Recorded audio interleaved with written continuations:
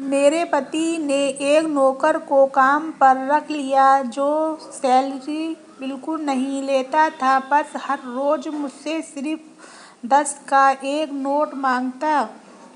मैं भी खुशी खुशी दे देती, लेकिन मैंने एक दिन नौकर से पूछ ही लिया कि तुम इतना सारा काम के सिर्फ 10 रुपए ही क्यों लेते हो? तो वह घबराया और बोला, आप मुझे काम से तो नहीं निकाल देंगी?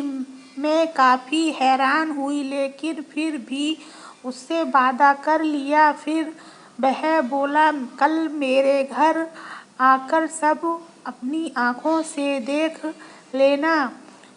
अगले दिन नौकर के घर गई तो पांव तले से जमीन निकल गई, क्योंकि वहां उसका बचपन से तय मंगेतर एक शराबी था जो उसे बहुत परेशान करता था और कहता था, अगर तू मेरी ना हुई तो तुम्हें मौत के घाट उतार दूंगा। फिर एक दिन वो आया कि उस लड़की की शादी कहीं और कर दी गई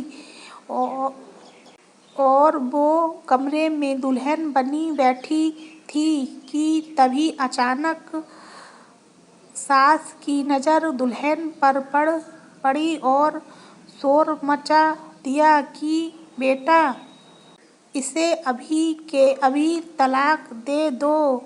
दरअसल हुआ कुछ यूं ही कि संगीता और राजा बचपन से ही बहुत अच्छे दोस्त थे, लेकिन वो दोनों ही एक दूसरे से बेइंतहा प्यार करते थे।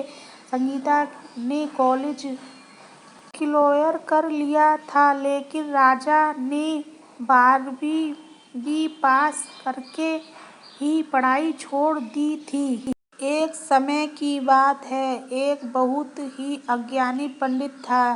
वह अपने एक बचपन के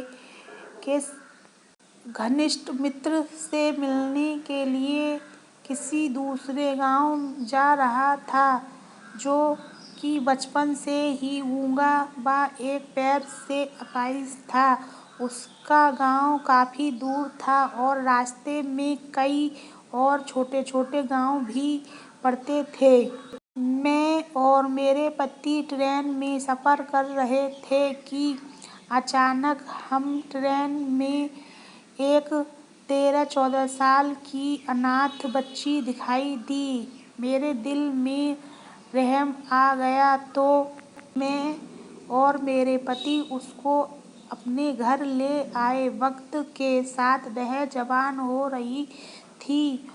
मेरा पति हर रात लड़की के कमरे में जाता था। मुझे अपने पति पर शक होने लगा। एक रात मैंने सोने का नाटक किया। मेरा पति लड़की के कमरे में गया। मैंने दरवाजा खोला तो सबक हासिल करने वाला किस्सा।